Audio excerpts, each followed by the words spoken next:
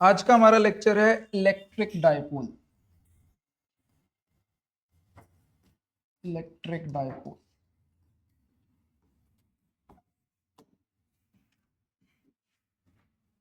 ठीक है। तो पिछली क्लास में हमने देखा था पोटेंशियल एनर्जी, वो टॉपिक क्लियर है एकदम, कोई डाउट तो नहीं हो? ठीक है, तो अब ये स्टार्ट करते हैं। पहले डेफिनेशन लिखो फिर डिस्कस करते हैं। It is a system of it is a system of two equal and opposite it is a system of two equal and opposite point charges separated by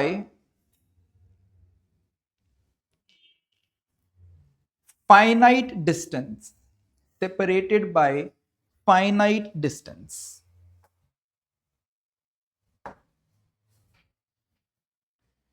ठीक है जी। तो हमने बोला कि दो पॉइंट चार्जेस, उन दोनों पॉइंट चार्जेस का मैग्नीट्यूड तो सेम है लेकिन उनके साइन ऑपोजिट है। ठीक है जी। अगर एक मेरे पास माइनस क्यू है तो दूसरा मेरे पास प्लस क्यू है। This is what. तो एक dipole is simply di, di मतलब टू। तो दो हमारे पास पॉइंट चार्जेस जब एक फाइनाइट डिस्टेंस के ऊपर पड़े होते हैं, लेट से मैं उस डिस्टेंस को बोल रहा हूं 2a, तो मैं इस डिस्टेंस को 2a ले रहा हूं। तुम बोलोगे सर a क्यों नहीं ले रहे हो? बिकॉज जो भी मैं कैलकुलेशंस करने वाला हूं ना, वो सारी की सारी मैं सेंटर से करने वाला हूं। तो मैं ये मान के चल रहा हूं कि ये डिस्टेंस भी मेरा कितना है, a distance. So this is also a and this is also a, कि दोनों चार्जेस मेरे सेंटर से a की दूरी के ऊपर पड़े हुए हैं। ठीक है, this is what I am taking now. तो इसको हम लोग बोलते हैं इलेक्ट्रिक डायपोल। जैसे हम लोग डायपोल, जैसे हमारे पास आज हम लोग पढ़ रहे हैं इलेक्ट्रिक डायपोल, हम जब मैग्नेटिज्म चैप्टर पे पहुंच जाएंगे तब हम पढ़ेंगे मैग्नेटिक डायपोल। जैसे हमको पता है एक मैग्नेट की दो पोल्स होती है ना, dipoles, north pole and south pole. यहां पे वही काम हमारे पास क्या कर रहे हैं, two equal and opposite charges हमारा सेम काम करेंगे, तो दो पोल्स की तरह ये बिहेव कर रहे हैं, minus Q and plus Q. ठीक है जी। अच्छा चलो अब यहां पे बात करना स्टार्ट करते हैं।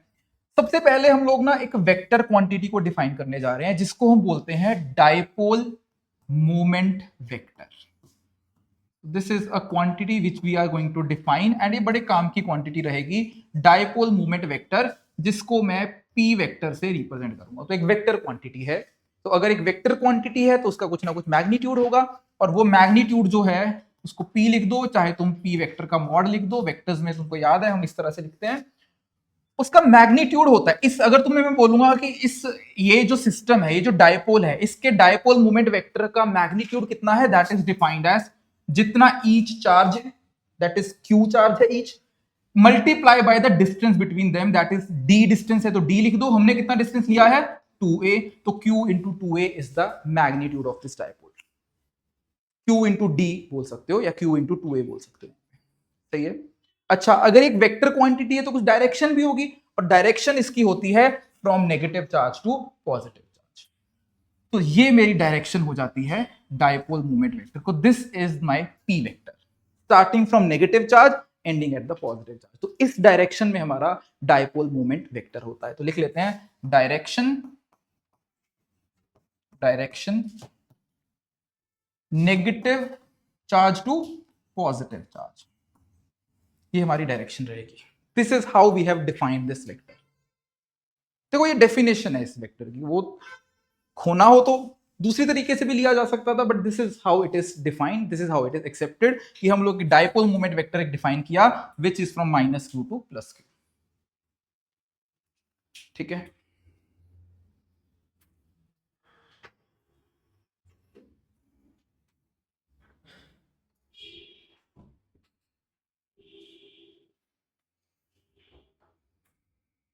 आगे बढ़े। ओके, चलो दोबारा से बना देता हूं मैं दोनों पॉइंट चार्जेस को। तो this is minus Q, this is plus Q, and centre से हमने जो डिस्टेंस है वो ए ईच है, टोटल 2a डिस्टेंस है। ठीक है जी, ये हमारा सेंटर है। अब अगर मैं तुमसे ये पूछता हूं पूरे इस रीजन में ऐसे कितने पॉइंट्स हैं, ऐसे कौन कौन से पॉइंट्स हैं जहां पे हमारा पोटेंशियल जीरो है इन दोनों के कारण? तो तुम क्या जवाब दोगे? कितने पॉइंट चार्जेस, कितने पॉइंट्स हैं ऐसे पूरे इस रीजन में जहां पोटेंशियल जीरो है? या कोई भी एक पॉइंट बता दो मुझे पहले तो। टेल मी ए पॉइंट जहां पे मेरा पोटेंशियल जीरो है। Centre itself. तो एक तो ये पॉइंट हो गया, यहां पोटेंशियल जीरो होगा। क्यों? इसके चलते के क्यू अपॉन ए, इसके चलते के माइनस क्यू अपॉन ए, तो टोटल पोटेंशियल यहां जीरो हो गया। क्या और पॉइंट्स हैं यहां पे? इफेक्टिवली यू कैन से कि एक परपेंडिकुलर बाइसेक्टर बना सकते हो यहां पे, कि अगर मैं यहां पे एक परपेंडिकुलर बाइसेक्टर बना दूंगा, इस पूरी लाइन के ऊपर मैं कोई मर्जी पॉइंट उठा लूं, वहां पे मेरा पोटेंशियल कितना हो जाएगा? जीरो, है ना? If I ask you what is the locus of the points where potential is zero, I would say it's a straight line, और वो straight line क्या है? perpendicular bisector। क्या ये बात समझ में आ गई? ठीक है जी। अच्छा, अब इस पूरे टॉपिक में करना क्या है, इसको लिखो मत, अभी आ रहे हैं इस पे। अच्छा, इस पूरे टॉपिक में हमारा एम क्या है? इस पूरे टॉपिक में मुझे इस पूरे रीजन में इस डायपोल के कारण, इन दो चार्जेस के सिस्टम के कारण मुझे हर जगह पे फील्ड निकालनी है और पोटेंशियल निकालना है।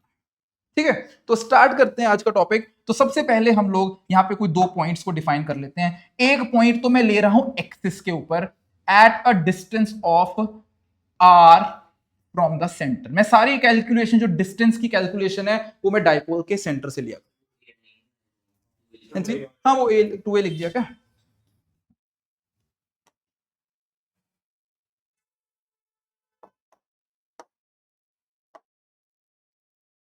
गलती से लिख दिया। ठीक है, तो एक तो मैंने यहां पे पॉइंट ले लिया ए पॉइंट, एक तो मैं यहां पे पोटेंशियल निकालना चाहता हूं और यहां पे फील्ड निकालना चाहता हूं। सिमिलरली मैंने एक पॉइंट यहां ले लिया बी पॉइंट, मैं यहां पे भी निकालना चाहता हूं फील्ड और यहां पे भी निकालना चाहता हूं पोटेंशियल। ठीक है जी, तो पहले यहां निकाल लेते हैं, मतलब एक्सिस के किसी पॉइंट के ऊपर, फिर इक्वेटर, इसको हम बोलते हैं इक्वेटोरियल पॉइंट, इसको हम बोलते हैं एक्सियल पॉइंट, या इसको बोल देंगे point on the perpendicular bisector. पहले ये निकाल लेते हैं, फिर उसके बाद एक जनरल पॉइंट ले लेंगे which is anywhere inside the region. सही है, तो एक हमने एक्सियल पे निकाल दिया, फिर हम इक्वेटोरियल पे निकालेंगे, फिर तीसरा हम लोग जनरल किसी पे निकाल देंगे। तो यहां स्टार्ट कर देते हैं। सबसे पहले ए पॉइंट के ऊपर जल्दी से पोटेंशियल निकाल के देखते हैं। आई वुड से potential at point A calculate करते हैं। कितना आएगा ए के ऊपर पोटेंशियल? इस प्लस क्यू के कारण पोटेंशियल आएगा सिंपली के क्यू अपॉन आर माइनस ए। क्या ये समझ में आया? और इसके चलते कितना आएगा? Plus k into minus q upon are plus k. ये भी क्लियर है? एलसीएम ले लो जल्दी से। एलसीएम लेके क्या बन जाएगा? Are square minus A square, है ना? R minus A into R plus A. ऊपर से के क्यू तो तुम बाहर निकाल सकते हो, अंदर क्या बचेगा? R plus a minus are minus a, this is going to be how much? 2a। तो मेरे पास ये बन गया k into q into 2a upon are square minus A square. इसीलिए ना मैंने वो पी वेक्टर को डिफाइन किया था, बिकॉज वो एक्सप्रेशन ना हर जगह पे आएगा। तुम यहां पे देखो क्यू इंटू 2a, क्या मैं इसको शॉर्ट करके डायरेक्टली पी लिख दूं? ठीक है, इसको डायरेक्टली मैं पी लिख देता हूं, तो मेरे पास क्या रह गया अभी? K into p upon are square minus, okay. और के की वैल्यू कितनी होती है? 1/4 पाई एप्सिलॉन। सो मेरे पास ये चीज आ चुकी है, p upon 4 pi epsilon naught into r square minus A square. So this is the potential at point a. ये एक्सप्रेशन हमारा बन चुका है।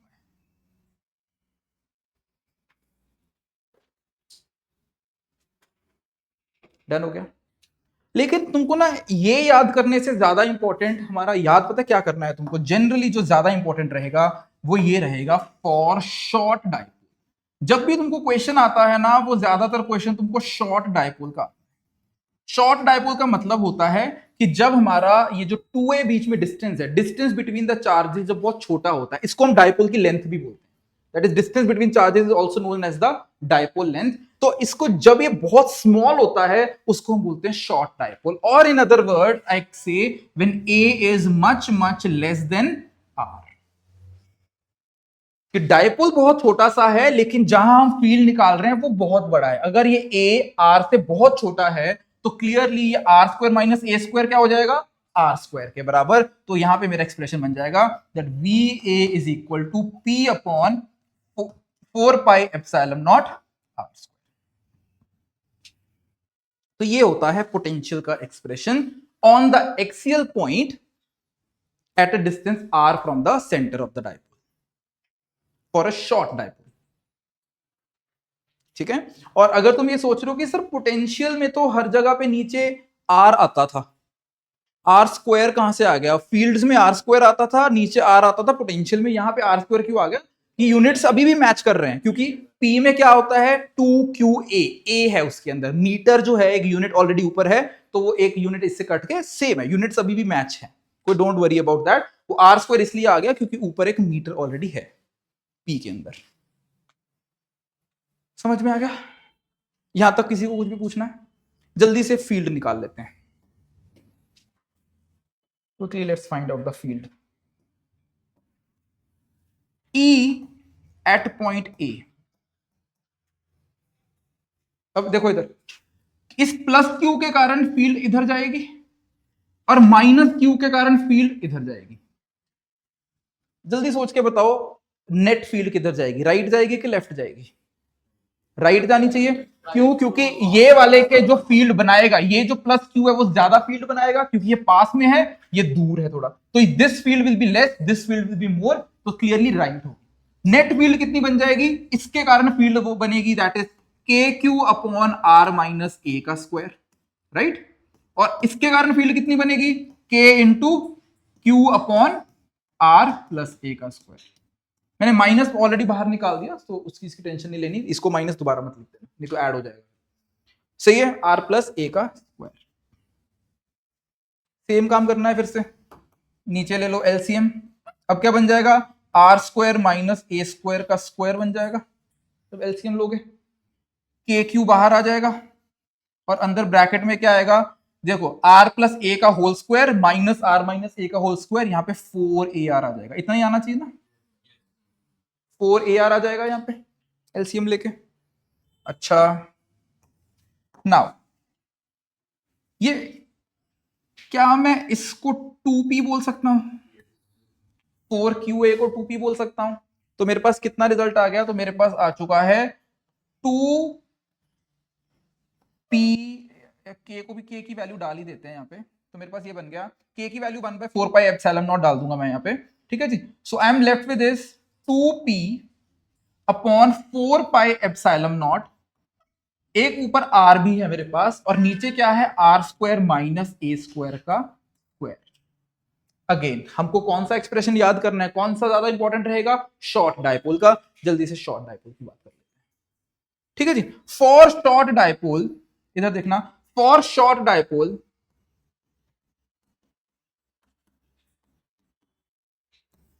EA is going to be equal to, इधर देखो, शॉर्ट डायपोल के लिए this will almost be equal to r square, r square की पावर 2 करेगी आर टू द पावर 4, एक आर नीचे काट दोगे तो नीचे आर क्यूब आ जाएगा। So this is going to be 2P upon 4 pi epsilon not are cube. And एक चीज का ध्यान रखना, क्योंकि फील्ड एक वेक्टर क्वांटिटी है, इसको वेक्टर फॉर्म में अगर मैं लिखना चाहता हूं, I can write this as EA vector is equal to 2P vector upon 4 pi epsilon not are cube. And यहां नोटिस करने वाली चीज क्या है कि देखो P वेक्टर की डायरेक्शन किधर है? राइट। ये मेरी P वेक्टर की डायरेक्शन है और यहाँ पे फील्ड की भी नेट डायरेक्शन क्या है? फील्ड की भी नेट डायरेक्शन किधर है? राइट। तो ई नेट भी राइट है हमारे पास, जो EA है वो भी राइट है नेट, यहाँ पे P भी राइट है, इसीलिए यहाँ पे पॉजिटिव साइन है। समझ आ गया? क्योंकि सेम डायरेक्शन में है ना, E vector as well as P vector in same direction, तो यहाँ पे प्लस 2P टाइम्स है। This is it. ओके, किसी को यहाँ कुछ भी पूछना है तो प्लीज पूछ लो।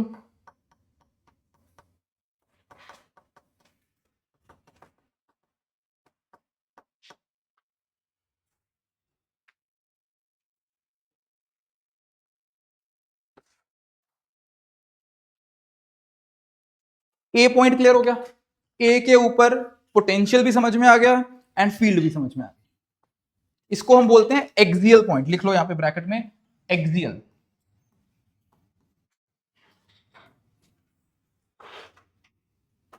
ठीक है, वो वर्डिंग कुछ भी यूज कर सकते हैं, ठीक है। यहाँ पे एक्सियल यूज करते हैं, जैसे दूसरे के इक्वेटोरियल या point on the perpendicular bisector, समझ में आ जाएगा तुमको क्या बात कर रहे हैं। डन है, आगे बढ़े। अब आते हैं बी के ऊपर।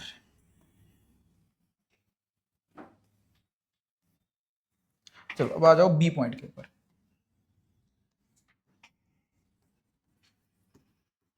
इक्वेटोरियल पॉइंट जो यहां पे मैं सारा इरेज कर रहा हूं, ठीक है।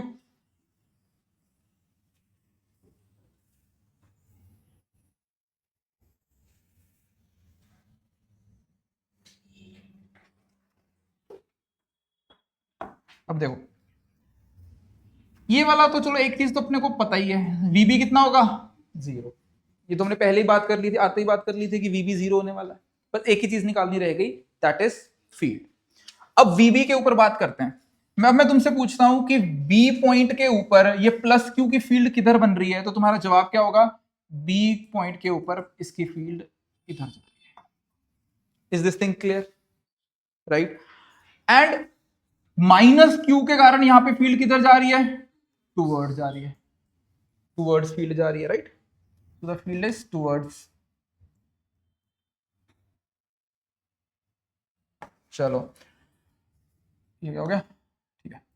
नाउ दोनों का मैग्नीट्यूड सेम होगा, ये कितना है E, तो इसका भी मैग्नीट्यूड कितना होगा E होगा। अच्छा, clearly if this angle is theta, this angle is also going to be theta, and ये एंगल भी कितना हो जाएगा थीटा। ये थीटा समझ में आ रहा है क्यों होगा, क्योंकि ये और ये वर्टिकल ऑपोजिट एंगल्स है, ये भी थीटा। अब मेरी नेट फील्ड किधर आएगी, कौन सी डायरेक्शन में जाने वाली है, टुवर्ड्स लेफ्ट। लेफ्ट की डायरेक्शन में हमारी नेट फील्ड आ जाएगी। सो यहाँ पे अगर मुझे नेट फील्ड बनानी है, it is going to be in this direction, this is E net, या मैं इसको बोल दूं this is E B, field at point B, net field at point B. अच्छा, E B is simply going to be equal to, क्या बोल सकता हूं, 2e साइन थीटा। क्या ये समझ में आया, यहां से e साइन थीटा, यहां से e साइन थीटा, तो टोटल 2e साइन थीटा आ चुकी है मेरे पास। e की वैल्यू कितनी है, 2 into k plus q upon are square plus A square का रूट का स्क्वायर, वापस यही चीज बन चुकी है। तो इतना मेरा फील्ड है, that is K Q upon are square plus A square, because ये डिस्टेंस कितना है, are square plus A square का root. Is this thing clear. और डिस्टेंस का स्क्वायर करना है, तो ये चीज आ चुकी है, this is the value of field, 2 times of field into sine theta. इस ट्राइंगल में साइन थीटा निकालो जल्दी सी। ये लेंथ कितनी है ए, ये लेंथ कितनी है, A square plus R square का root, so A upon are square plus A square का root, this is it. Clear है एकदम। अच्छा, 2 टाइम्स ऑफ, अब यहां पे ना अगेन इसको थोड़ा सा कंबाइन कर देते हैं, Q A और 2, ये क्या बन चुका है P, तो P अपॉन K की वैल्यू डाल दो 4 पाई एप्सिलॉन नॉट, नीचे बन गया r square plus A square to the power 3/2। So this is what we are having, that is field at point b का मैग्नीट्यूड आ चुका है मेरे पास। हाँ, शॉर्ट भी लिख लेते हैं कि शॉर्ट डायपोल के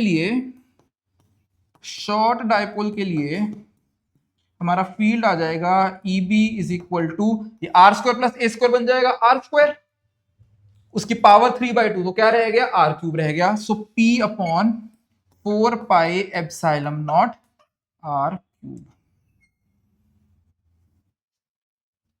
ठीक है, तो मतलब यहां फील्ड है P upon 4 pi epsilon R cube. यहां फील्ड कितनी थी, यहां फील्ड कितनी थी, 2p upon 4 pi epsilon not are cube. Again please understand, मैंने अभी जब मैं a की कैलकुलेशन कर रहा हूं तो मैंने डिस्टेंस यहां से r को मेजर किया है, और जब मैं b पे हूं तो मैंने डिस्टेंस यहां से r को मेजर किया। तो ये r डिस्टेंस हमें सेंटर ऑफ डायपोल से मेजर कर रहा हूं। ये r डिस्टेंस समझ में आ रहा है ना सबको, ठीक है। So this is my distance r। तो अगर मैं तुमको क्वेश्चन पूछता हूं, ठीक है, सुनो एक क्वेश्चन सुनो, यहां पे I am simply asking you कि मैंने 2 पॉइंट्स लिए, both at a distance of r from the center of dipole, one is on the axis, other is on the equatorial point, ठीक है। then how is field related, a option, EA is equal to EB, B option EA is equal to 2 times of EB, C option EB is equal to 2 times of EA, D option none of this. क्या जवाब दोगे? B option, that is EA is equal to 2EB। But इसमें catch है, इसमें catch ये है कि तुमको पहले ये देखना है कि क्वेश्चन में तुमसे वो वेक्टर फॉर्म में चाहता है कि वो स्केलर फॉर्म में चाहता है। बिकॉज जब हम वेक्टर फॉर्म में मैं बात करूंगा, ठीक है जी, जब मैं इसको वेक्टर फॉर्म में लिखूंगा तो ध्यान से देखना, I will have to write EB vector is equal to minus P vector upon 4 pi epsilon not R cube. समझ में आई वाली बात? क्यों ऐसा हुआ? क्योंकि डायपोल की डायरेक्शन किधर है? राइट, लेकिन फील्ड की डायरेक्शन किधर है? लेफ्ट, तो इसलिए माइनस साइन लगाना पड़ेगा। तो मोर एप्रोप्रिएट क्या होगा इस केस में? That is EA is equal to -2 times of EB। क्या ये बात समझ में आ गया? हाँ, अगर सिर्फ मैग्नीट्यूड्स की बात करी जा रही है तो बोल दो कि उसका मैग्नीट्यूड डबल है, बट अगर वेक्टर फॉर्म में बताना है तो माइनस टाइम्स। खुद सोचो ना, यहां पे फील्ड इधर जा रही है, राइट जा रही है, और इक्वेटर वाले पॉइंट पे फील्ड किधर जा रही है? लेफ्ट जा रही है। दोनों की डायरेक्शन अलग है। जो EA और EB है ये एक दूसरे से ऑपोजिट डायरेक्शन में, तो 2 टाइम्स नहीं बोलना वेक्टर फॉर्म में, -2 टाइम्स बोलना है। ठीक है, बहुत फेमस क्वेश्चन है ये बहुत बार पूछा जाता है इस तरीके से कि एक पॉइंट इक्वेटर एक यहां पे, what is the relation between them? So EA is equal to -2 times of EB हो गया यहां पे।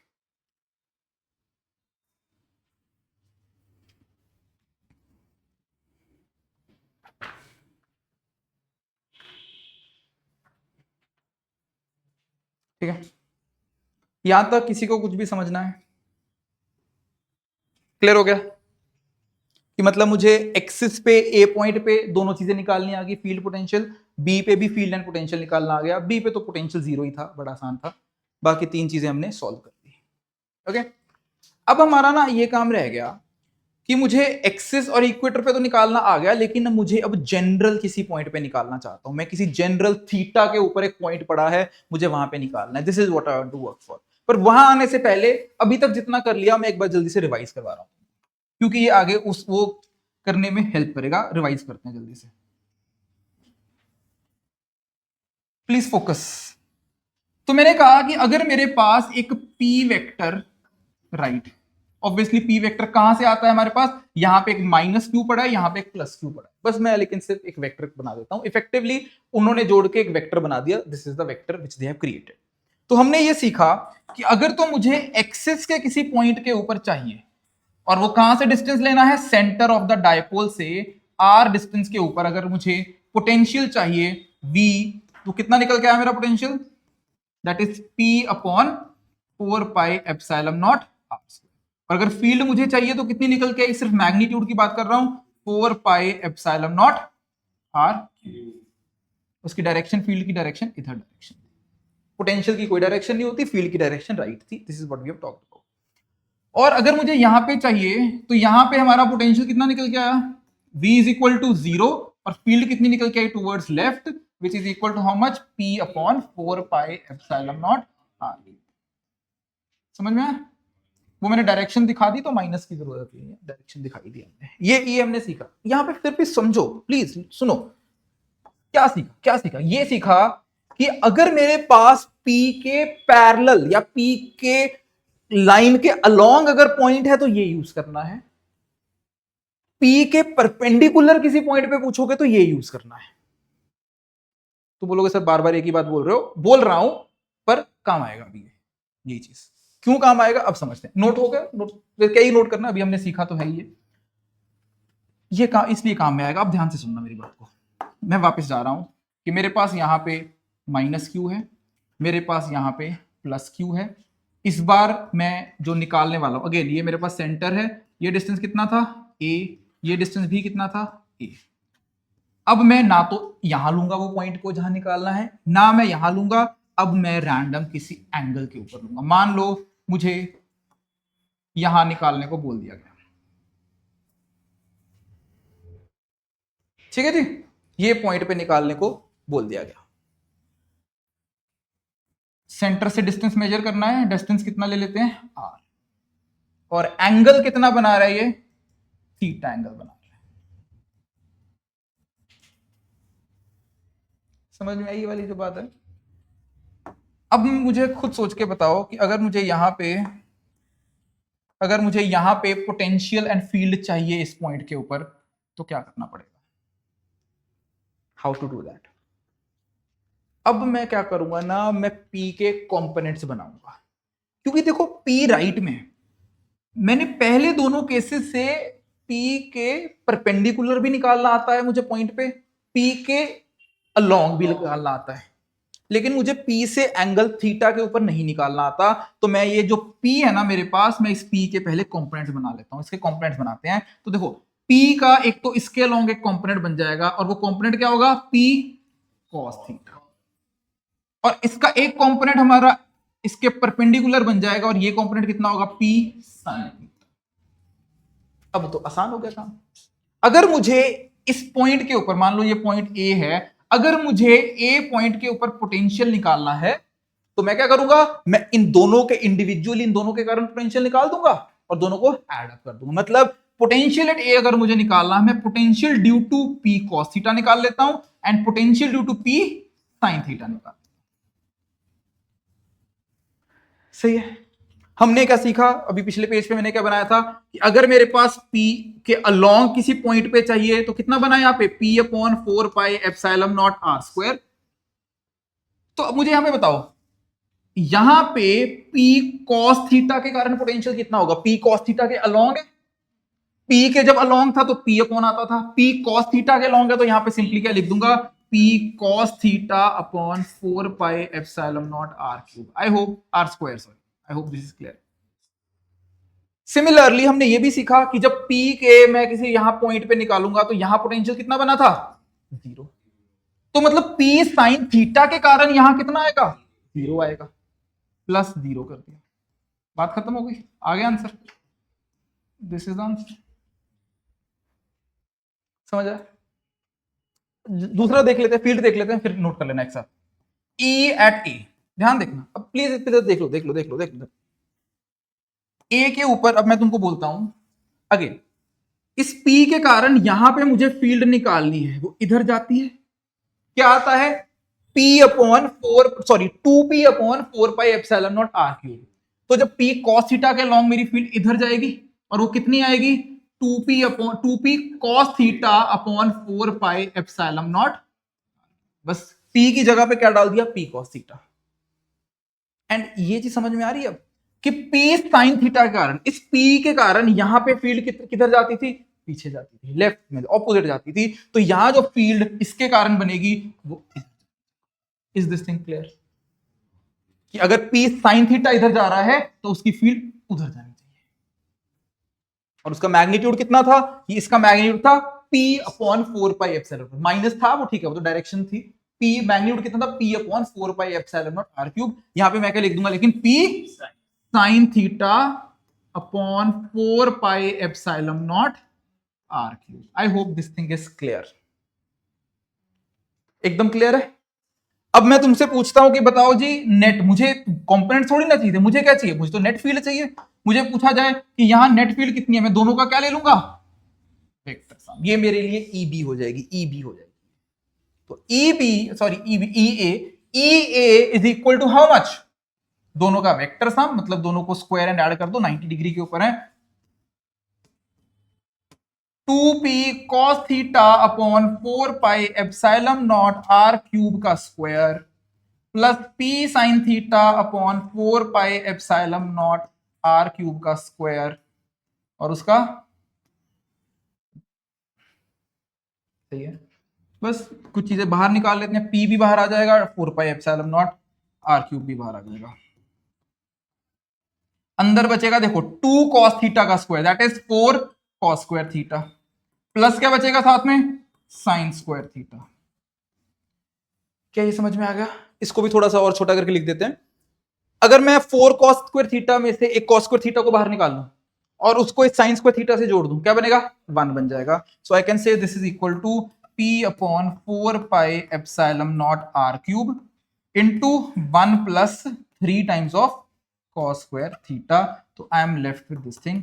तो अब मुझे पूरे रीजन में हर एक पॉइंट पे निकालना आता है। एक्सिस के लिए भी मैंने अलग से देख लिया, परपेंडिकुलर के लिए भी अलग से देख लिया, थीटा एंगल के लिए भी देख लिया, या फिर सीधे सीधे जो हमने फाइनली अभी देखा है इसी में तुम एक तो थीटा में एक्सिस देखना है तो थीटा को कर दो जीरो, थीटा को जीरो कर दो यहां पे, तो ऑटोमेटिकली तुम्हारे पास एक्सिस वाला केस आ जाएगा। परपेंडिकुलर पे निकालना है तो थीटा को कितना कर दो 90 डिग्री, ऑटोमेटिकली तुम्हारे पास वो रिजल्ट्स भी आ जाएंगे। मतलब अब हमने एक जनरलाइज करके कर दिया, अब जो पहले दोनों केसेस भी थे वो बस यहीं पे वैल्यूज पुट कर दो कि थीटा को जब जीरो पुट कर दोगे तो पोटेंशियल आ गया, थीटा को जीरो पुट किया तो पोटेंशियल आ गया, फील्ड आ गई कहां पे, एक्सिस के ऊपर। थीटा को 90 90 पुट कर दोगे कहां पे आ जाएगा, इक्वेटोरियल के ऊपर। तो जो पहले दोनों केसेस भी थे वो ऑटोमेटिकली कवर हो जाएंगे अगर हमने जनरल थीटा ही पढ़ लिया। पर वही है ना कि थीटा को पढ़ने के लिए हमने जो अपनी नॉलेज यूज करी है वो यूज तो हमने पहले उन दोनों को सॉल्व किया, कि अगर तुम सोचो कि सर डायरेक्टली फिर यही करवा देते, थीटा डाल देते उसमें वैल्यू, बट फिर उसको इसको सॉल्व करने के लिए नॉलेज मैंने ये यूज करी, तो समझ रहे हो ये होगा कि भाई उसके लिए वो चाहिए उसके लिए वो चाहिए, तो वैसे वाली चीज है कि नहीं कर सकता था डायरेक्टली, ये समझा नहीं, फिर मैं समझा नहीं पाता तुमको कि इसके कारण ये वैल्यूज कहां से आई हैं, तो पढ़ना ही पढ़ना था वो तो।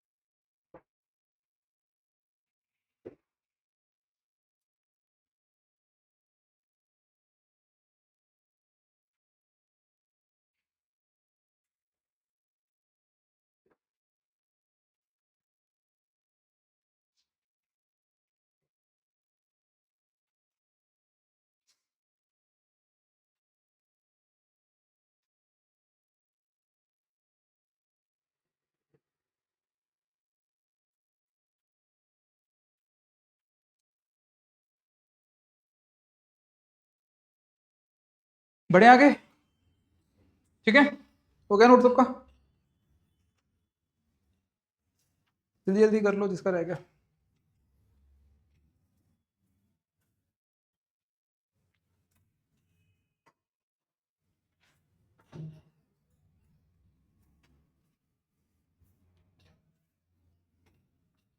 चलो हेडिंग बनाओ, properties of dipole, properties of dipole in uniform electric field, properties of dipole in uniform electric field.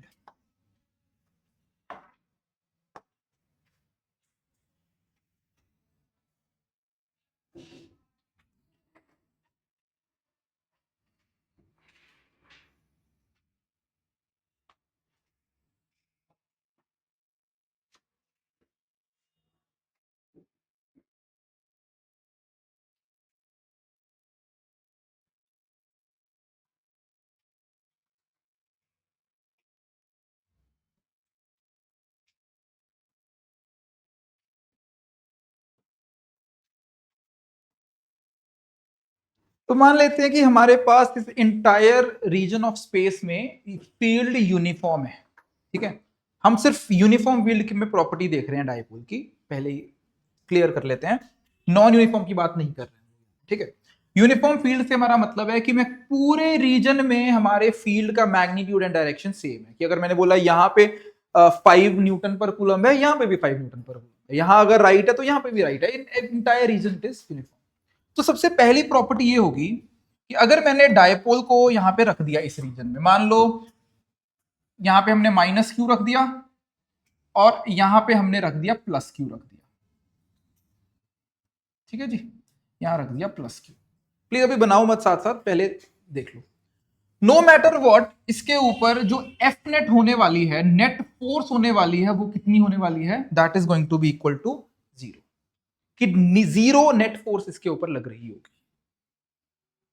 Sir ये आपने एक straight line along the field रख दिया, सिर्फ इसी केस में होगा या फिर किसी भी केस में होगा? देखो किसी भी केस में होगा। मान लो मैं थोड़ा सा टेढ़ा करके भी अगर इसको रख दूं, मैं इसको टेढ़ा करके भी अगर रख दूं, प्लस क्यू इसको थोड़ा टेढ़ा कर दिया मैंने इस डायपोल का, है ना, ऐसे घुमा के रख दिया, फोर्स अभी भी नेट 0 ही होगी। क्यों ऐसा होगा, ध्यान से देखते हैं।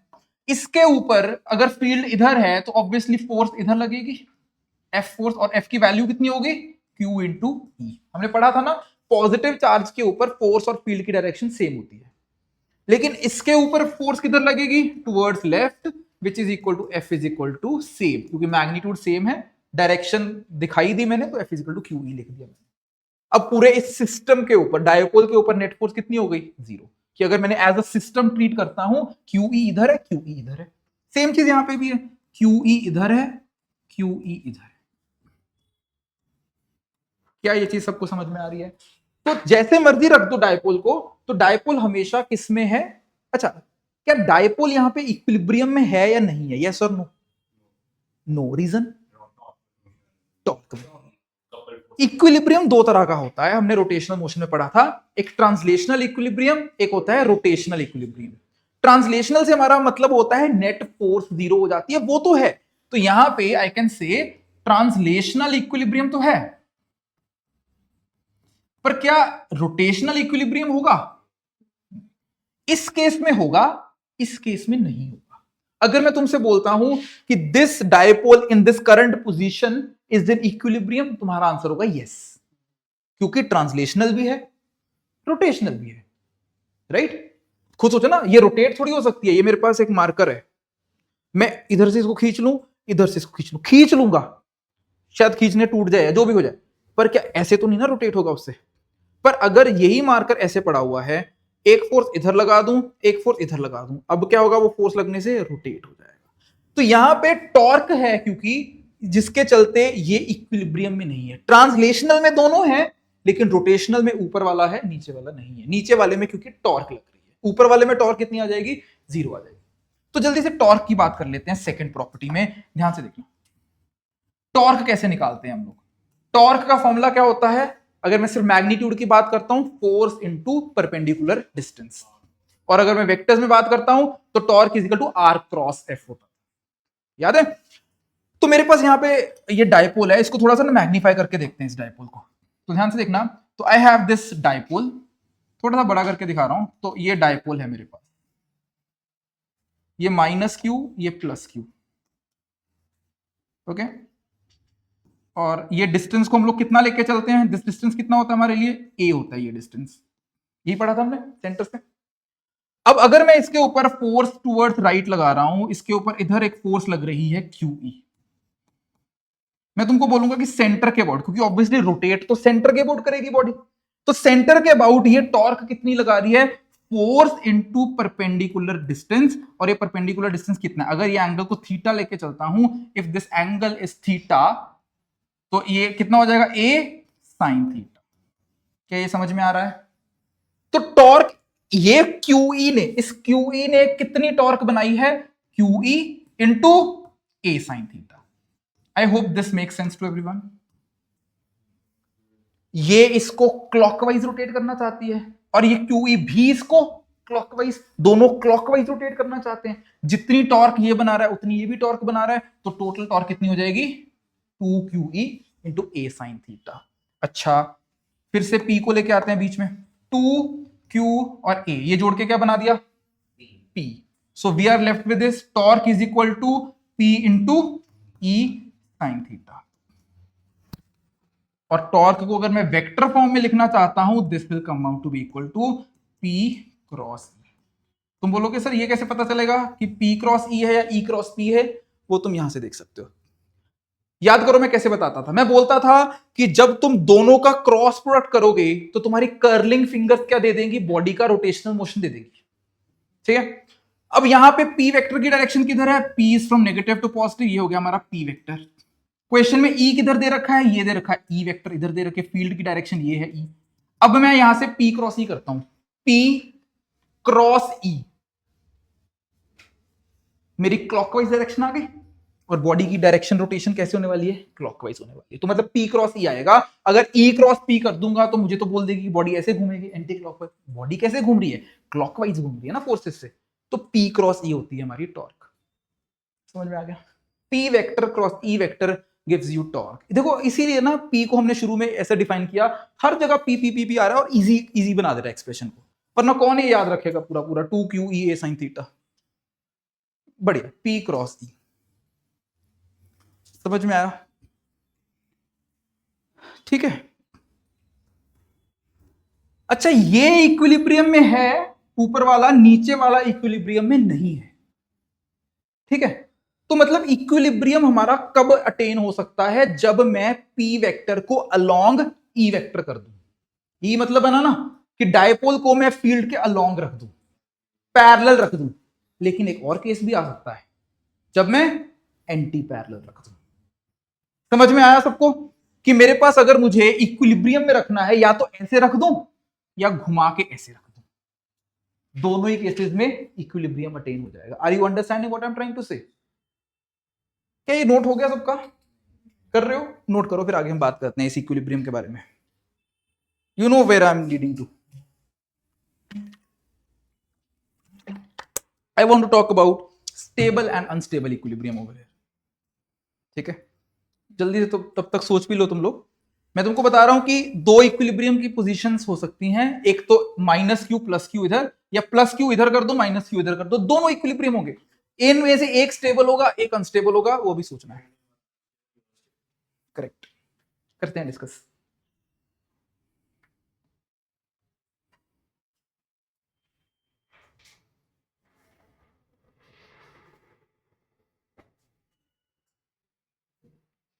सब लोगों ने तुमने हाथ भर रखे होते हैं ना कुछ लिख रखा होता है। क्या गाना लिखा हुआ है? इसने क्या लिखा हुआ है? इसने भी कुछ लिखा हुआ है ना? क्या था? दूल्हे का साला, वाह। ठीक है, और ठीक है, तूने क्या लिखा है? हाँ जी, इंजाइम्स के नाम लिख रखे हैं। क्या वो टेस्ट में चीटिंग करने के लिए था? अरे यार, वाह।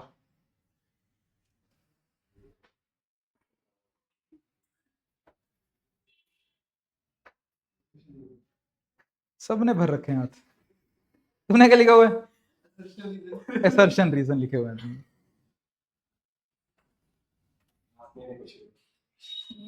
भाई क्यों हाथ क्यों भरने हैं बिना कुछ?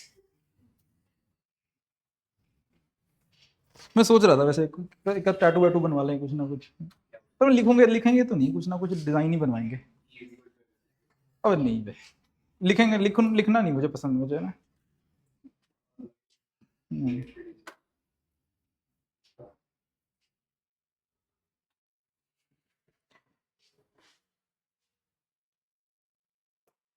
हाँ भाई, हो गया नोट के नहीं? इतना टाइम क्यों ले रहे हो? अच्छा, अब यहाँ पे ना ध्यान से देखते हैं।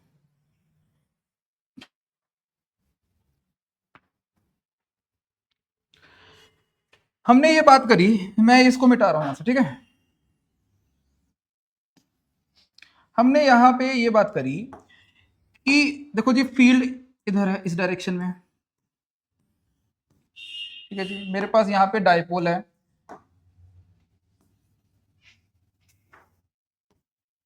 एक ये है -Q, एक ये है +Q। एक तो ये पोजीशन ले ली मैंने, इक्विलिब्रियम पोजीशन है है ना, क्यू इक्विलिब्रियम है क्योंकि क्लियरली इसके ऊपर फोर्स इधर लग जाएगी क्यू ई, इसके ऊपर फोर्स इधर लग जाएगी क्यू ई, तो ओवरऑल ये जो हमारा सिस्टम है ये इक्विलिब्रियम में है ये सिस्टम, है ना। एंड दूसरी पोजीशन हमारे पास कुछ ऐसी हो जाएगी,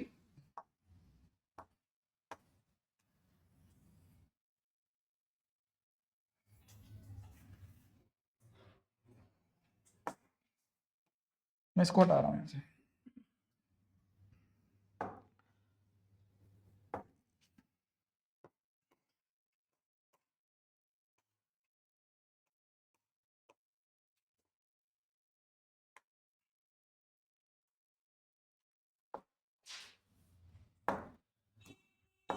तो यहां पे मैं इसको प्लस क्यू कर देता हूं, इसको माइनस क्यू कर देता हूं। अब क्या होगा, अब भी लगभग ऐसी सिचुएशन होगी, इसके ऊपर फील्ड राइट लग जाएगी क्यू ई, इसके ऊपर फील्ड लेफ्ट लग जाएगी, फोर्स लेफ्ट लग जाएगी क्यू ई, अभी भी बैलेंस हो जाएगी। इधर इसको खींचा जा रहा है, बैलेंस हो गई, दोनों तरफ से क्यू ई दी जा रही है, again force net force zero है हमारे सिस्टम के, ठीक है। लेकिन इन दोनों में से ना एक स्टेबल है एक अनस्टेबल है, वो कैसे जज करना है। बेसिकली इसको अगर मैं थोड़ा सा घुमाऊंगा अगर, तो क्या होगा, वापस आ जाएगा। क्या ये समझ में आ रहा है, थोड़ा सा घुमाने से ये वापस आ जाएगा। इधर ध्यान से देखते हैं, if I just rotate this little bit, मैं अलग डायग्राम दिखा देता हूं, अगर मैंने इसको थोड़ा सा ऐसे रोटेट कर दिया, ये प्लस क्यू है ये माइनस क्यू है, ये वापस क्यू आएगा, इसके ऊपर फोर्स इधर है, इसके ऊपर फोर्स इधर, ये वापस आ जाएगा। इनफैक्ट वापस आके रुकेगा नहीं, ये समझ में आ रहा है, एक घूम इस तरह से ऑसिलेट करना स्टार्ट कर देगा, क्योंकि मैंने इसको थोड़ा सा इधर पुश किया, थोड़ा एक्सेलरेट करके आएगा, इसके पास मैक्सिमम एंगुलर वेलोसिटी होगी जब इक्विलिब्रियम से पास करेगा, फिर इधर जाएगा जीरो एंगुलर वेलोसिटी हो जाएगी, फिर मैक्सिमम जीरो, इस तरह से ऑसिलेट करता जाएगा। तो ये इक्विलिब्रियम के अबाउट ही घूमते जा रहा है, ये इसकी टेंडेंसी वापस आने की है। मैं इसको इधर किया वापस आ गया, या इसको मैं थोड़ा नीचे करता फिर वापस आ गया। तो ये कैसा इक्विलिब्रियम होगा हमारा, स्टेबल इक्विलिब्रियम। समझ में आ गई। और आई कैन से कब हमारा स्टेबल इक्विलिब्रियम होता है, ये वाली पोजीशन की बात कर रहे हैं, ये हमारी स्टेबल इक्विलिब्रियम, तो इक्विलिब्रियम ही नहीं है, ये स्टेबल इक्विलिब्रियम है ये पोजीशन। ये कब होती है स्टेबल इक्विलिब्रियम, यहां पे देखो पी वेक्टर की डायरेक्शन किधर है, यहां पे पी वेक्टर राइट है, माइनस क्यू से प्लस क्यू, फील्ड भी राइट है, मतलब जब थीटा हमारा कितना होता है 0 डिग्री, जब हमारा पी और ई में 0 डिग्री एंगल होता है तब हमारा स्टेबल इक्विलिब्रियम होता है। अच्छा, दूसरा वाला कैसा इक्विलिब्रियम है, अनस्टेबल, उसका भी रीजन समझते हैं। अगर मैं इसको थोड़ा सा रोटेट कर देता हूं, मान लो इसको रोटेट करके मैंने ऐसे बना दिया, ये प्लस क्यू, और इसको ऐसे रोटेट कर दिया ये minus Q. Now try to understand इसके ऊपर फोर्सेस कैसी लगेंगी। प्लस क्यू के ऊपर फोर्स इधर लगेगी, माइनस क्यू के ऊपर फोर्स इधर लगेगी, मतलब मैंने थोड़ा सा क्या रोटेट कर दिया, ये पूरा ही पलट जाएगा। समझ में आ रही है। तो ये कैसा इक्विलिब्रियम हो जाएगा, अनस्टेबल इक्विलिब्रियम। एक तरीके से ऐसा बोल लो कि ये इक्विलिब्रियम है, बस जैसे तैसे हमने मेंटेन किया है। मैंने इसको 1 डिग्री से भी रोटेट कर दिया ना, ये पूरा ही आ जाएगा, ये 0.001 डिग्री भी रोटेट कर दिया पूरा घूम जाएगा। समझ में आ गई। तो दिस इज अनस्टेबल इक्विलिब्रियम।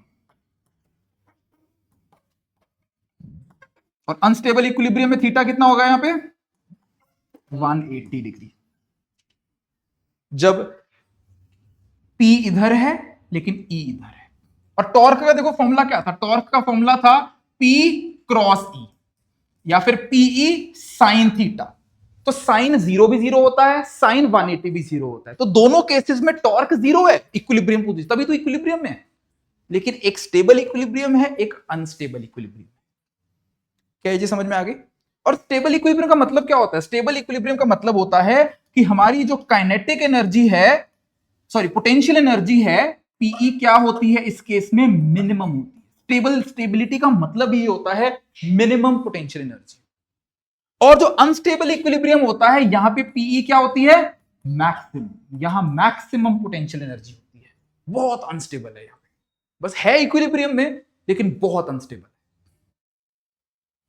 ठीक है, कि थोड़ा सा भी इसको छेड़खानी करो खराब हो जाएगा, बहुत सेंसिटिव है बेसिकली, तुम ऐसा बोल सकते हो इसको। इसको कोई दिक्कत नहीं, थोड़ा बहुत कर भी दोगे वो लगभग इक्विलिब्रियम मेंटेन करके ही बैठेगा।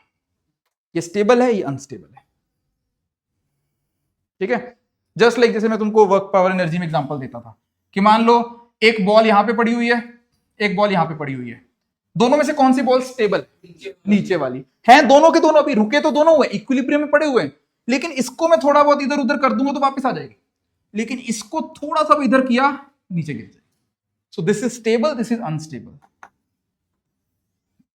क्लियर हो गया? टॉर्क दोनों केसेस में जीरो है, चाहे स्टेबल अनस्टेबल है, इक्विलिब्रियम है दोनों केसेस में। इस सेकंड पॉइंट क्लियर? अब आते हैं थर्ड प्रॉपर्टी के ऊपर। थर्ड प्रॉपर्टी, अब पोटेंशियल एनर्जी की बात कर ही रहे हैं तो थर्ड प्रॉपर्टी में हम लोग को वही बात करनी है, पीई का फॉर्मूला। पीई मैंने यहां पे पोटेंशियल एनर्जी लिख देता हूं, बिकॉज पीई का फॉर्मूला एक्चुअली पीई ही होता है। Potential energy is equal to minus of P dot E. इसमें डॉट प्रोडक्ट आता है, टॉर्क में क्रॉस प्रोडक्ट था, इसमें डॉट प्रोडक्ट है और माइनस साइन भी आएगा। समझ के चलते हैं इसका मतलब क्या है। माइनस पी डॉट ई का मतलब क्या हुआ? Minus P E cos theta. Clear है? Minus P E cos theta. अब खुद सोच के देख लो, थीटा की वैल्यू 0 डालना है यहां पे, कितना बनेगा? माइनस पीई बन गया, मतलब मिनिमम एनर्जी आ गई। थीटा 0 डालते ही मिनिमम एनर्जी आ गई पीई। कैसा इक्विलिब्रियम आ गया? Stable equilibrium. तो इसीलिए फॉर्मूला थोड़ा फील भी दे रहा है कि थीटा 0 होगा तो माइनस का लगाने का ही पर्पस है, ताकि वो मिनिमम बन जाए। और जब थीटा 180 हो जाएगा तो कॉस थीटा -1 बन जाएगा, तो वो प्लस पीई हो जाएगी, मतलब मैक्सिमम पॉसिबल एनर्जी बन जाएगी। तो माइनस पीई कॉस थीटा, ये हमारा फॉर्मूला रहता है, minus P dot E. And जो आज हम लोग टॉपिक पढ़ रहे हैं ना, ये सारा के सारा ऑलमोस्ट सेम पढ़ेंगे मैग्नेटिक डाइपोल में, ऑलमोस्ट सारा के सारा। वहां पे यहां पे हम लोगों ने P जो यूज किया है, वहां पे एक अलग मोमेंट वेक्टर यूज करेंगे, M यूज करेंगे, वहां पे मैग्नेटिक मोमेंट वेक्टर हो जाएगा। ठीक है? तो लगभग लगभग same topic will be doing again for magnetism.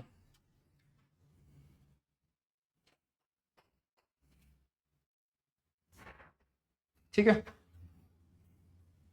तो जो हमने बात करी है, ये हमने बात करी है for this system for uniform field. यहीं पे अगर नॉन यूनिफॉर्म फील्ड होगी तो पहली प्रॉपर्टी ही अलग हो जाएगी। सिंपली एक पॉइंट बना के लिख लो, for non uniform electric field F net is not equal to 0। For non uniform electric field F net is not equal to 0।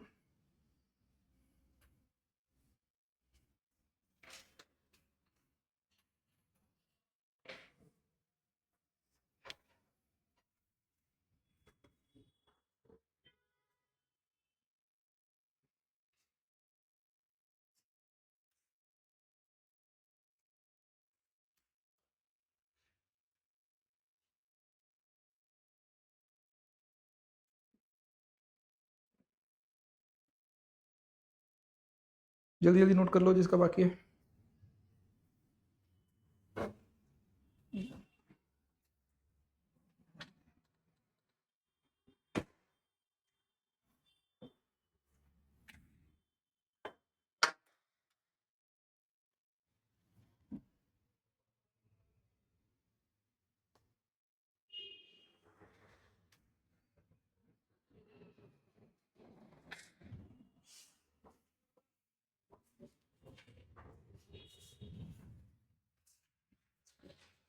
Okay, ठीक है, लिख लिया वो पॉइंट सबने?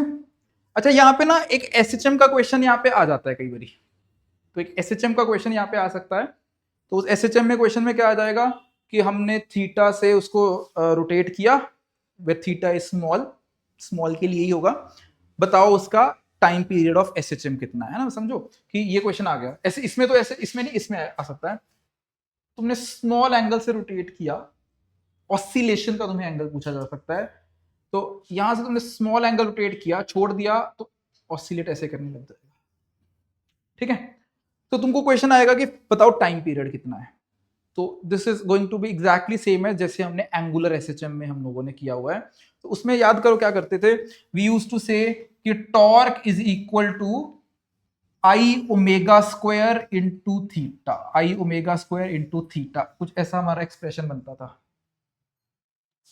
तो मतलब टॉर्क और थीटा में एक रिलेशनशिप बनाते थे, जैसे एफ और एक्स में याद है ना क्या करते थे, वी यूज्ड टू से कि एफ इज इक्वल टू के एक्स। हम लोग यहां पे क्या करते थे, पहले ये कोफिशिएंट निकालते थे और फिर हमारा फॉर्मूला क्या होता था, 2 पाई रूट एम अपॉन के, ऐसा ही कुछ करते थे। सेम काम यहां पे होगा, लेकिन इस बार तुम्हारा एक्सप्रेशन क्या होगा, टॉर्क और थीटा के बीच में होगा। तो तुम्हें ऑलरेडी पता है कि तुम्हारा टॉर्क तुमने अभी कितना बनाया था, पीई इंटू साइन थीटा, यही बनाया था ना। स्मॉल थीटा के लिए तो ये साइन थीटा कितना हो जाएगा, थीटा हो जाएगा, ठीक है। और आगे तो फिर वो सारा के सारा सेम टू सेम जैसे एसएचएम में किया था कि हमारा ये हो गया, हमारा कोफिशिएंट हो गया, torque is proportional to theta हमने प्रूव कर दिया, ठीक है जी। और ये हमारा पीई हमारा कोफिशिएंट हो गया, और फिर वही आगे 2 pi root 2 pi upon omega करके निकाल दोगे। मोमेंट ऑफ इनर्शिया तुम बोलोगे सर वो कैसे निकालोगे, मोमेंट ऑफ इनर्शिया इस पॉइंट के अबाउट निकालना है, तो तुमको इन दोनों के ना मासेस दे देंगे कि ये एम मास का है, ये एम मास का है। इसका moment of inertia point charge का m इंटू ए स्क्वायर हो जाएगा, इसका भी कितना हो जाएगा, m into A square, 2m into A square हमारा टोटल मोमेंट ऑफ इनर्शिया आ जाएगा।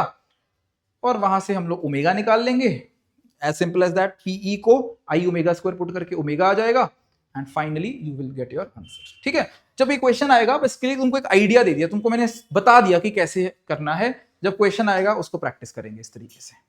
आइडिया समझ में आ गया सबको कि simply torque is equal to PE sine theta होता है, साइन थीटा को डाल दोगे थीटा, टॉर्क तुम्हारा थीटा के प्रोपोर्शनल है, कोफिशिएंट निकाल के ओमेगा निकाल लोगे, ओमेगा निकालने के बाद 2 पाई अपॉन ओमेगा करके टाइम पीरियड निकल के आ जाएगा।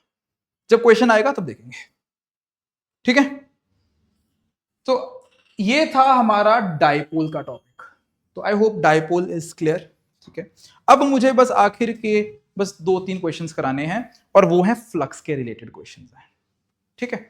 तो तुम लोगों ने अगर डीसी पांडे अभी तक सॉल्व करी है तो उसमें तुमने देखे होंगे अलग अलग पॉइंट्स, अलग अलग तुमको जैसे ना एक क्यूब दे दिया या तुमको एक प्लेट दे दी, अलग अलग के कारण तुमको टोटल फ्लक्स पूछा जाता है क्वेश्चंस में, ठीक है। तो एक क्वेश्चन करो सबसे पहले, जल्दी से देखो ये क्वेश्चन।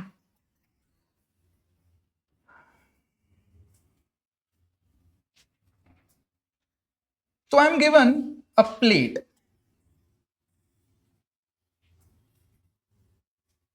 तो मुझे एक स्क्वायर प्लेट दे रखी है, इसकी साइड है ए लेंथ की,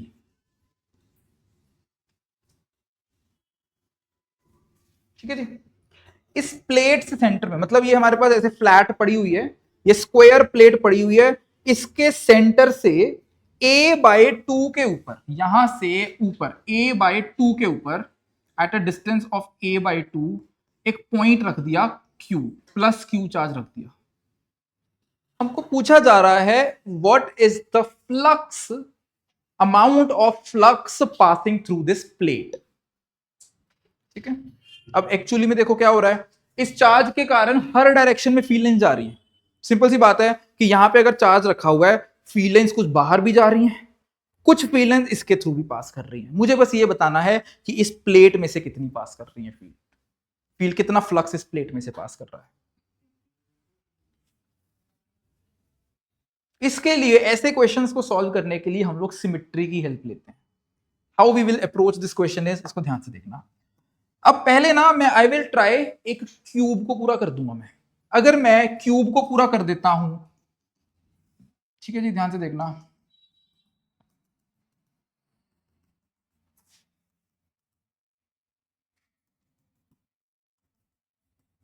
एक क्यूब पूरा कर दिया हमने, ठीक है। इस क्यूब के कहां पे आ चुका है ये पॉइंट, एकदम सेंटर पे आ चुका है। तो क्योंकि ये पॉइंट सिमेट्रिकली चार्ज प्लेस कर दिया हमने, इस इंटायर क्यूब के सारे कितने 6 फेसेस हैं, 6 के 6 फेजेस के थ्रू इक्वल फ्लक्स जाना चाहिए। पार्शियलिटी तो नहीं कर सकते, मतलब जितना फ्लक्स इस फेस के थ्रू जाएगा उतना ही इसके थ्रू भी जाएगा, उतना ही फ्रंट फेस के थ्रू जाएगा, उतना ही बैक फेस के थ्रू जाएगा, उतना ही टॉप फेस के थ्रू जाएगा, उतना ही बॉटम फेस के थ्रू जाएगा।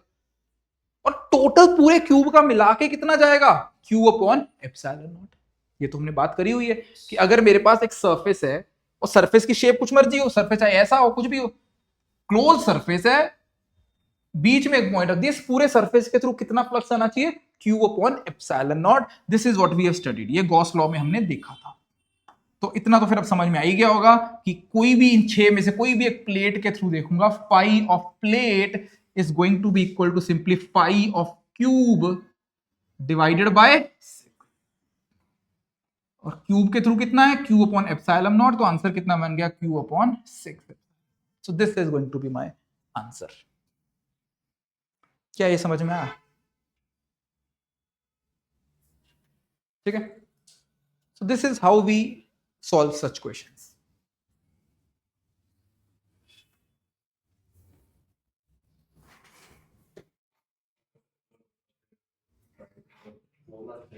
हम्म, हाँ, नहीं करना, फिर करना ही नहीं, आएगा ही नहीं।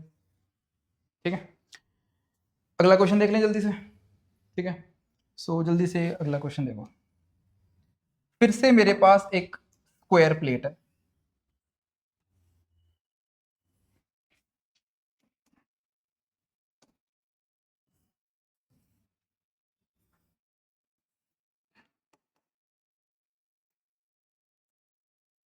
मेरे पास एक स्क्वायर प्लेट है, अगेन ए साइज है इसका, ए साइज है। मैं किसी एक कॉर्नर के ए ऊपर रख रहा हूं। पिछली बार ए बाई टू रखा था, याद करना, वो सेंटर के ए बाई टू पे था। इस बार मैं कॉर्नर के ए ऊपर रख रहा हूं। यहां पे मैंने एक प्लस चार्ज रख दिया, यहां पे एक प्लस क्यू चार्ज रख दिया एट डिस्टेंस ए के ऊपर। अब सोच के बताओ, अब आएगा मजा। अब कैसे सॉल्व करोगे इसको? मुझे सिर्फ इस प्लेट के थ्रू चाहिए।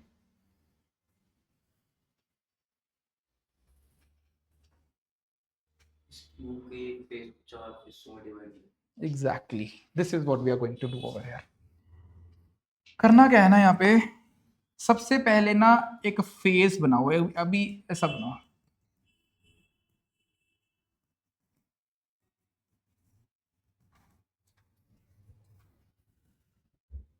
समझ में आया क्या किया हमने? हमने एक पहले एक नीचे एक सरफेस को 4 गुना बड़ा सरफेस बना दिया। अब ऐसा नहीं लग रहा कि बिल्कुल पिछला क्वेश्चन बन चुका है? एक तरीके से क्या हो गया कि एक 2a का साइज की प्लेट है और यहां से a के ऊपर रख दिया हमने। समझ में आया क्या किया हमने यहाँ पे? है ना? और ये चारों के चारों सिमेट्री के लिए अरेंज्ड हैं। ऐसा नहीं है कि इसके थ्रू अगर कुछ अलग, इसके थ्रू अगर फ्लक्स कुछ पाई जा रहा है तो इसके थ्रू भी फ्लक्स इतना जाएगा, पाई ही जाएगा। चारों के through flux will be each equal. ये चार जो प्लेट बन गई है ना, चारों के थ्रू इक्वल इक्वल फ्लक्स जाना चाहिए। अब मैं यहां पे ना पूरा कंप्लीट कर दूंगा, अभी मैं क्यूब, अब पूरा क्यूब बना देते हैं यहां से। देखना यहां से, let's just draw the entire cube now, बिल्कुल पिछले बार की तरह।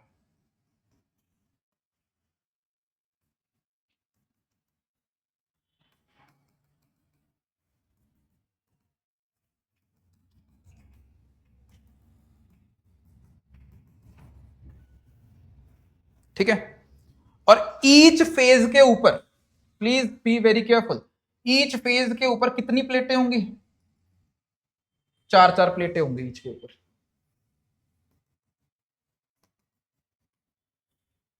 राइट?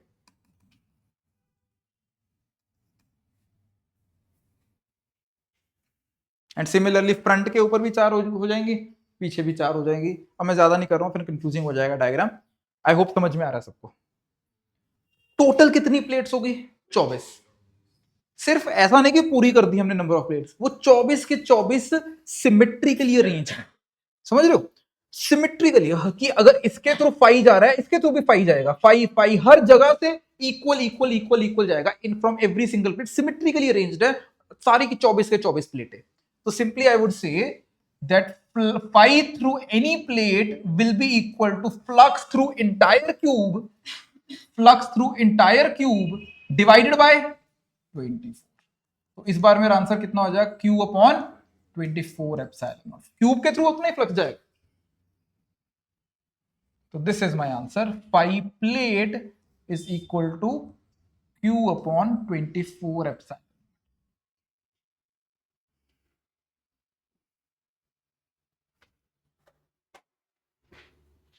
डायग्राम समझ में आ रहा है सबको? ठीक है,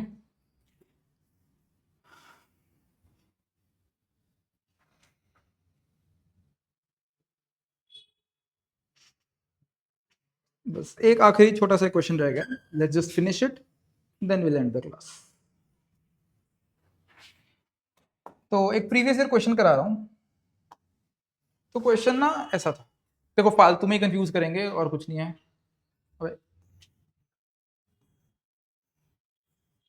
तो इन्होंने बोल दिया कि हमारे पास एक कोनिकल फ्लास्क है, हमने इसके यहाँ पे माउथ के ऊपर यहाँ पे एक प्लस क्यू चार्ज रख दिया। What is the flux passing through this conical flask?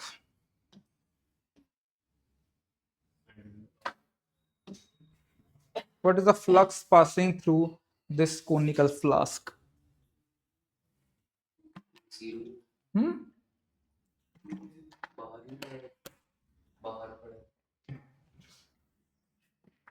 वो तो यहाँ पे भी बाहर पड़ा था प्लेट के, तो बाहर बाहर हो गया, यहाँ से पीने जा रही हैं। जल्दी सोच के बताओ, जल्दी, इतना टाइम नहीं है। क्यों बना दो सिलेंडर? मैं नहीं बना रहा सिलेंडर, उससे कुछ नहीं। हाँ? क्या? किसका एरिया? कितना एरिया उसका? कुछ नहीं दिया, कोई डायमेंशन। इसका आंसर बता दो। बहुत सिंपल है यार, क्या बात कर रहे हो? तुम कवर करो ना पहले सरफेस को, पहले क्लोज बनाओ उसको। एक ऊपर एक और कोनिकल फ्लास्क रख दो।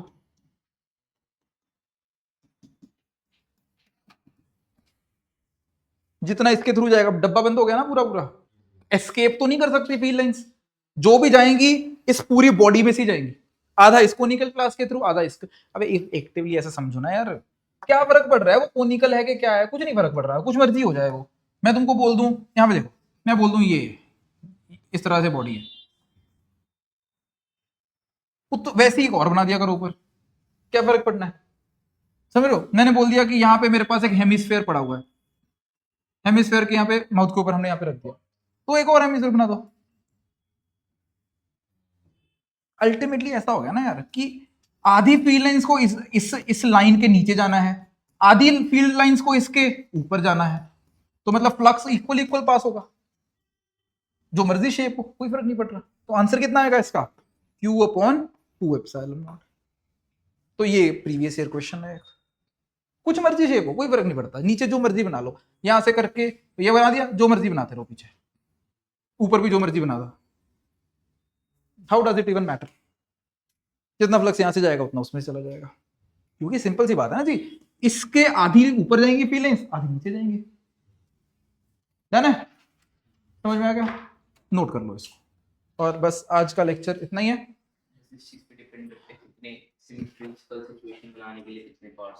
हाँ जी, बस ठीक है। तो चैप्टर ओवर हो चुका है, सारे टॉपिक्स कवर हो चुके हैं। बस अभी अगली क्लास में हम लोग नीट के कुछ PYQs निपटा लेंगे, और जेई के और नीट के मेंस के एक दो एडवांस के भी क्वेश्चन बीच में देख लेंगे, ठीक है? So this chapter is over.